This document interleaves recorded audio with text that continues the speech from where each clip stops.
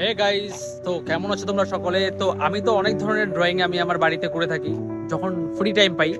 তো যাই হোক, আমার যেটা ছোট কপি আছে, আমার এই কপির মধ্যে কি কি ড্রয়িং আছে সেটা তোমাদের সবাইকে দেখাবো। তো অবশ্যই দেখো, আর ড্রয়িংগুলো আমার কেমন হয়েছে অবশ্যই জানাবা। এই প্রথম ড্রয়িংটা আমার তিনটা মাছ জলে ভাসছে পেন্সিল কালার দিয়ে করা। নেক্সট ড্রয়িংটা আমি করতে পারিনি, আমি ভুলে গেছিলাম। তো এটা তো সবাই চেনো, আমাদের প্রিয় পালস চকলেট। তারপরে আসলো গুড্ডি বিস্কুট। এটা রিয়েলিস্টিক বানানোর চেষ্টা আমি 100% করেছিলাম। এটা একটা মেয়ে, পেন্সিল কালার দিয়ে করা হয়েছে। এটা আমাদের শিব ঠাকুরের মেন অস্ত্র। এটা একটা চোখ, পেন্সিল কালার দিয়ে করা।